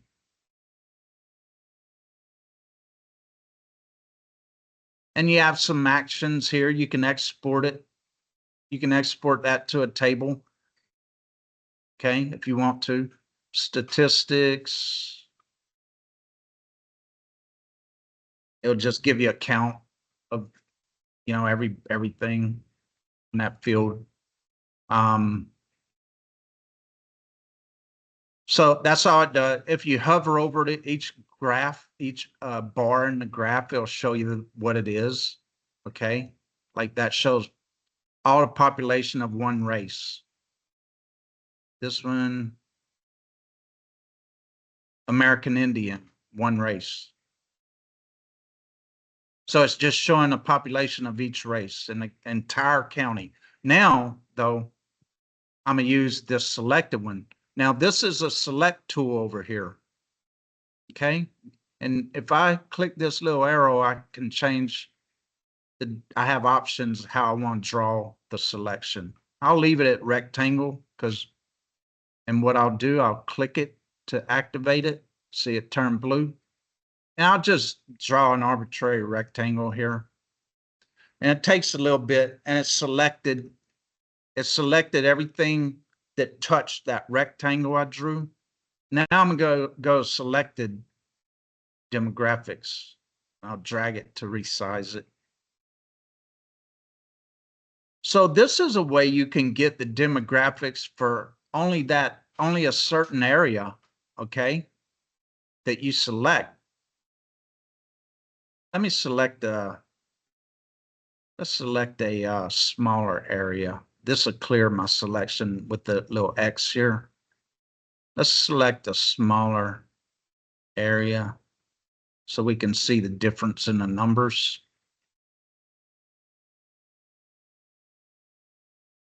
Okay, total population in that area, 101, because it's tiny area I selected. But what this is selecting, it's selecting the block groups, which I don't know much about census data. I hated it. When I try and work with it, it confuses the heck out of me. But these block groups, I don't know how they draw them. They draw them following roads, I guess, or something, you know, roads, creeks, whatever. But that's how they divide up population areas. So basically whatever block groups I touched when I drew that rectangle, which is only about 1, 2, 3, 4, 5, maybe 6 block groups. That's why, it's only 101 people in that area and so on. Okay. But this data is pretty useful. It could be pretty useful for people, especially politicians, right? That's a big deal now, right? I'm sorry. Yeah, it's 2020 census data. That's the last census. I think they do it, every 5 years? So we want to have new data in here too after 2025. But that's all it does. It shows, and let's clear that and deactivate it. I can click in any one of these too and get the data. Again, a lot of stuff, I don't know what it is, but here, here's where the demographics start. Total population in that block group, and then the different races, yada, yada, yada. And the area of it is, yeah, the square miles, 1 square mile. I added this. This is how we get the population per square mile. I put that equation in here. So basically in that block group, there's 24 people per square mile. So some useful information for politicians. I don't know anybody else that'll help much, but I know politicians are so concerned about that. But that's, there's one more tool here that I can show that is, again, this is another tool I don't like much. um, it could be useful for some people, I guess. But let's see, waste collection. Let's turn that on because that's one of them. So near me tool. Okay. I can use this tool. I'll just drag it out away. Okay, I'm gonna just click somewhere on the map with that point, that little icon there. I just click it and then click on the map. Okay, and it shows the 3-mile radius that I have by default. It has 3 miles. I can increase that or decrease it. But what this is showing is the different, there's several different layers of data it can view. And the bigger the range I put in there, the more data is show up. But what it's doing is showing within that radius of where you clicked that address, in that radius, these are how many of these features fall within that area. So if I'm looking for the convenience centers, I can click this little arrow to open it. Okay. And it shows which convenience centers in that radius. There's only one, and it highlighted it here, I believe, near Gretna. Oh, I'm sorry, that's the county-owned property. Here, solid waste convenience. So we have 2, Climax Road and Meadow Ridge, and see it selected on there. So then I can open this to see the data, and it'll zoom to that one. Now, it's hard to miss, and it took me forever to find this since they upgraded it. But this little symbol here that says route beside the name, this only works with point data. So it won't work with the county-owned property because they're like boundary data. It'll work with the tax payment location because those are points. Addresses are points, so it'll work with those. So if I click one of these and I click this route symbol, beside the title, it'll create a directions, just like using a directions tool, it'll do that for me. See? And here's directions to it. Okay? But that symbol will only show up for the data that are points. That's just the way the tool works that, they built. It only works with point data. So that's, and you have to clear it with this little trash can here. So that's a pretty good tool. It's just confusing. It's pretty hard to use. But that, that's quite a lot I covered, and that's the bulk of everything you can do in here. There's some other little options you could look at, like here, they have these 3 dots. They have some options here. You can export that, that layer to CSV2, get statistics from a field of it, select a field, calculate square miles, error, whatever. It won't give me statistics for that, but probably because they're lines, I think. But you can even play with the transparency of some here if you like, say like which is useful. That's useful mostly for like polygons like this, maybe. This is the zoning districts of all the properties in the county. So I can increase transparency. See if I want to kind of see through it, I can do that. That's too much. I can still see it, but it's more transparent. So there's some other little tools you could find like that in here. But I wanted to make sure I covered the bulk of what people use the application for, like searching property, mostly searching addresses, property, and how to get that data, how to see that data. But if y'all have any questions, go ahead. Was it training pretty good, or is it still pretty intense that it's hard to understand?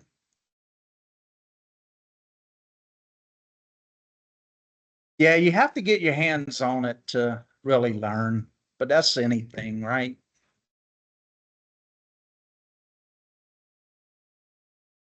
Thank you.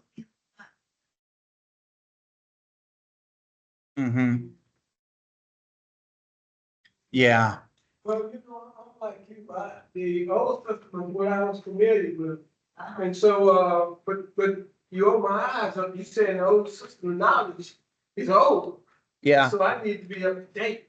And the old system was, unless we paid the contractor to do more with it, it was all that there was, and that was it. We couldn't improve it.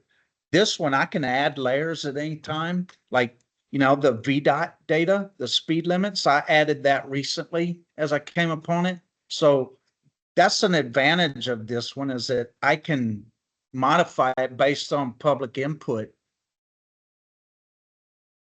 And the data, I update the data, so it's fresh, it's more fresh than having to send it to a contractor and wait for them however long they take before they get around to putting it in the map. Beside my lane, and it's highway across the 2-lane highway. Yeah. 2-lane highway. Mhm. It's just a little strip of lane, maybe from here to here. Yeah. But, and it's divided, but I need that, well, I would like to have, but it's more land across the highway. Yeah. So, I wrote a letter, and hopefully they'll respond to me, but I just want the side highway, because they cannot do anything with it, that I know of. Yeah. Let me show y'all something that I added, well, I continually add to this, this layer. Let me see, where was that? think it's in the tax parcels group.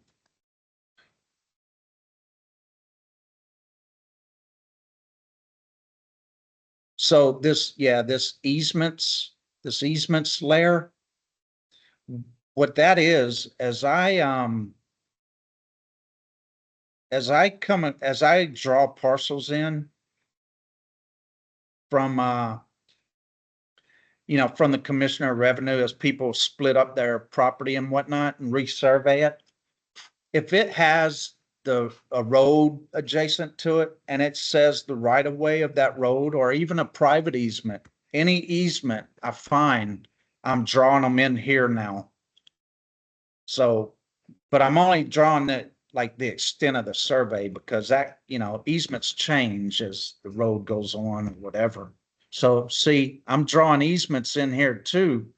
And what I'm doing is I am drawing them around the road center line, the distance, the width of the right of way. So that easement there is approximately, the correct right of way, and eventually, as I get more of them in here, I know surveyors and whatnot, they're going to want that information, because I called VDOT and I asked for that information, and they said, currently, we only have the right of ways written on index cards.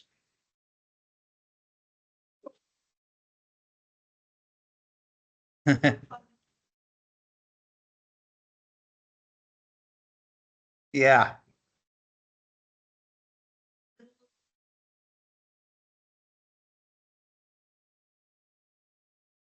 Mm-hmm. Yeah. Yeah, and they're all different depending on what road it is. Now, like the boundaries of them aren't 100% accurate, because our road center lines aren't 100% accurate, following like the imagery of the road or whatever. Because, these roads were, whoever drew them at first, they just drew them as fast as they could. So they're not perfect, but if you, and as you could see up here, it has it labeled as a 40-foot right of way. So,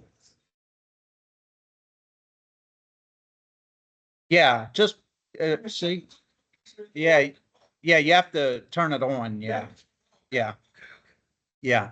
I thought I had it on by default, but maybe not. I need to turn that on again by default so it'll stay on, because that's pretty important information. But yeah, I mean, a lot of contractors can use that. Surveyors, I'm sure as they find out I have that in there, they probably don't even know yet that they'll probably use it more.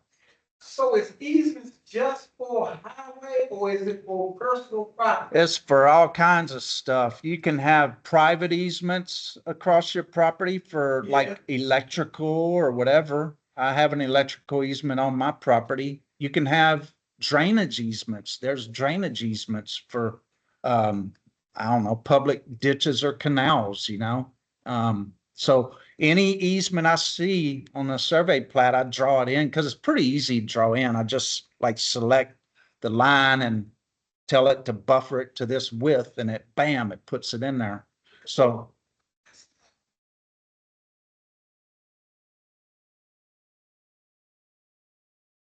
Sewage lines, yeah, your sewage runs. so that may be a drainage easement.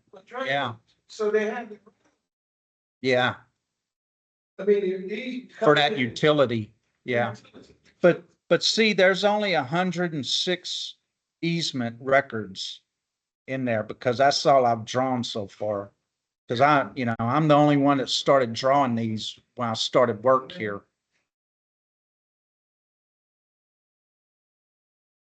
You have any more questions? Was it pretty good training? Good. Yeah, I changed my strategy a bit since last time. Okay, any questions online? Yeah, if y'all are still with me. I know I'm pretty boring, so.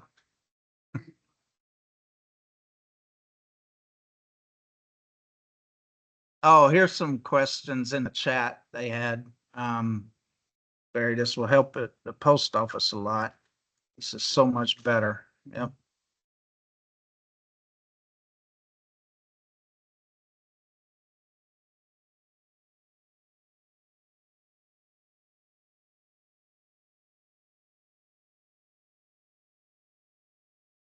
See, the post office even likes to use this because they look up, because I send them letters of new addresses and that's what they use now.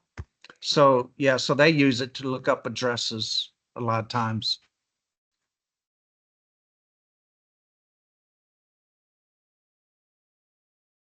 Thank you, Barry.